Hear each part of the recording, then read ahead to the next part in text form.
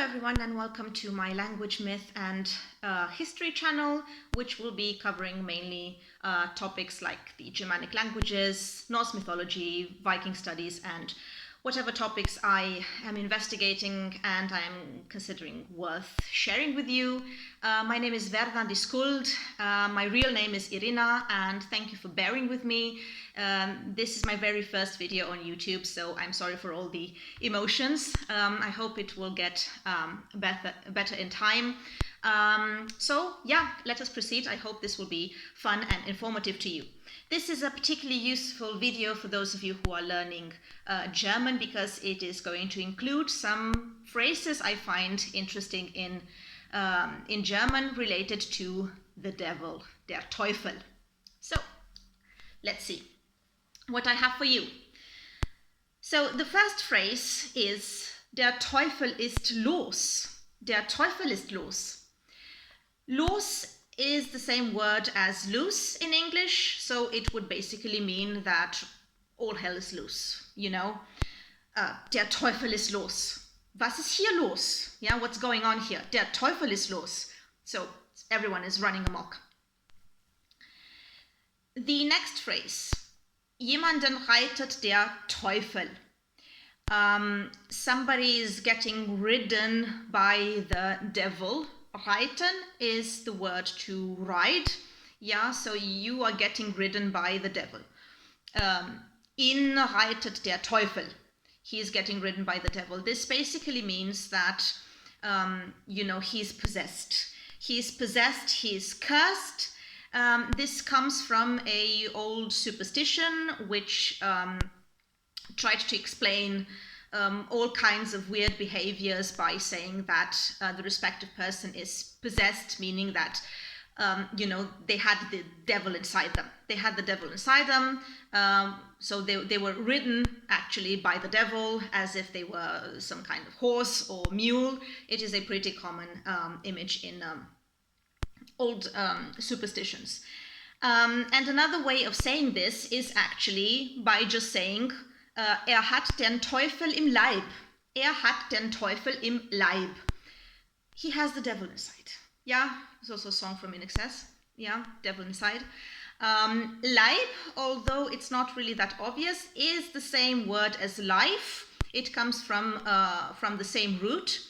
Life and body, those two were not really separated with old Germanic peoples, like we have nowadays in Christianity, the difference between the soul and the body. Life and the body were actually very linked together. Also hat den Teufel im Leib. Yeah, so he has the devil inside. He's possessed. That's why he's doing all kinds of nonsense. All right.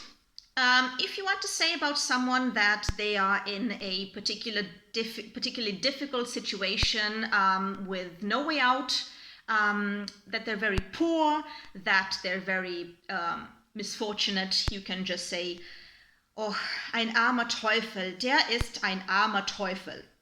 Poor wretch, you know, poor devil.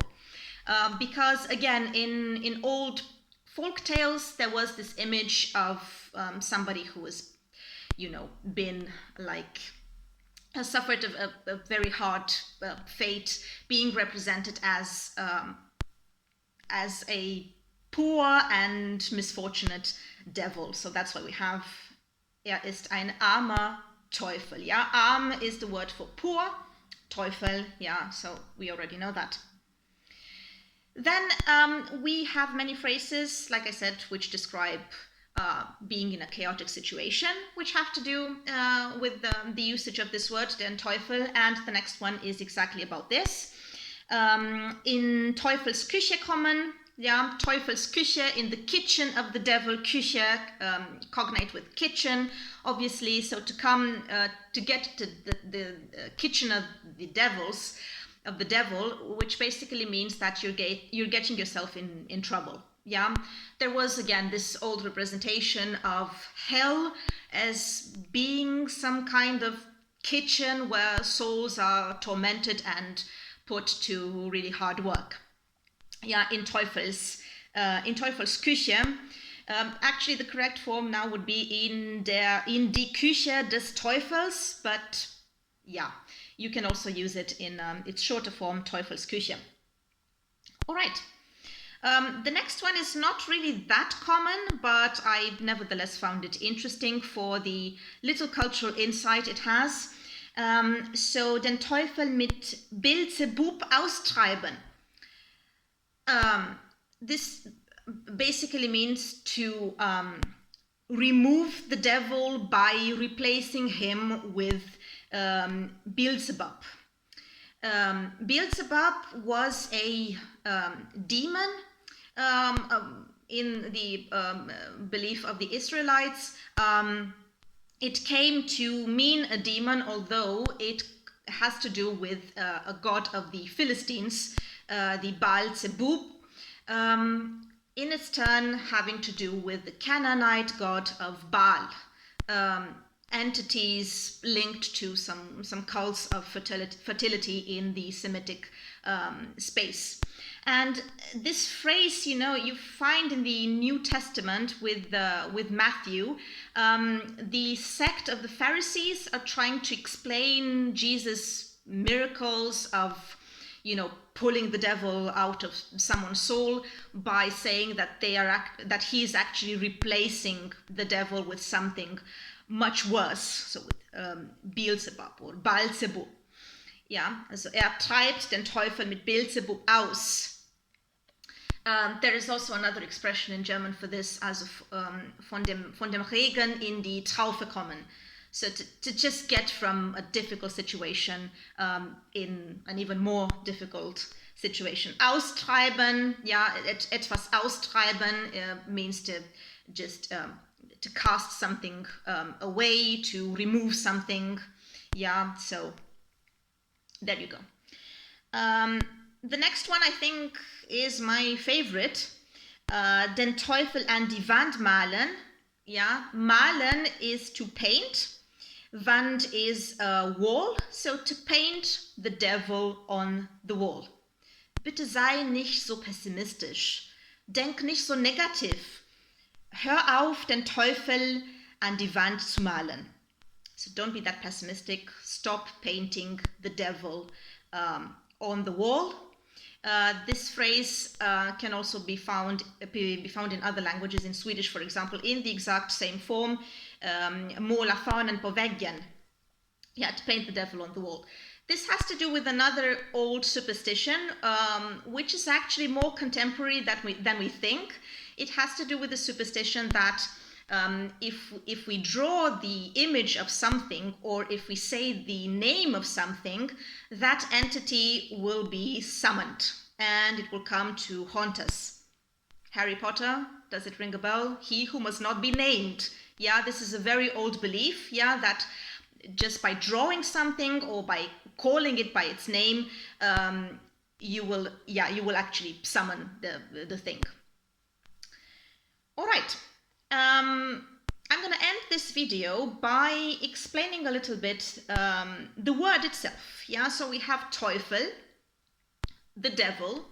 The form of the word in Old High German, Althochdeutsch, is Teufel. This in its turn comes from a Proto-Germanic word, diabul, which is obviously from the Latin diabolos, which in its turn comes from a Greek word, which basically means he who slanders, an accuser, someone who slanders, so who speaks badly of other people, and it was used in the Septuaginta to translate the Hebrew word for Satan. Another interesting thing is the fact that in Scandinavian languages, although you do have the same word, so djävul, for example, you have another word which I think is more commonly used as the devil, which is fan. Yeah, fan or fan.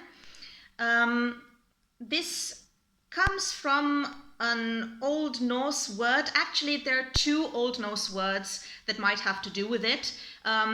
The first one is fendin, which is a late Old Norse word, which might have something to do with a verb meaning to seek or to tempt.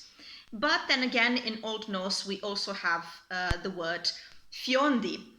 Fjondi, which meant an enemy, see German Feind, or even English a fiend, although it has a more archaic use. And after the adoption of Christianity, it got to mean, a demon or the devil himself. All right, so there you go. A few expressions with the devil, mit dem Teufel, auf Deutsch, in German. Hope you got to learn a couple of words. Bitte keinen Teufel an die Wand malen. Don't paint the devil on the wall. Thank you for watching and see you later.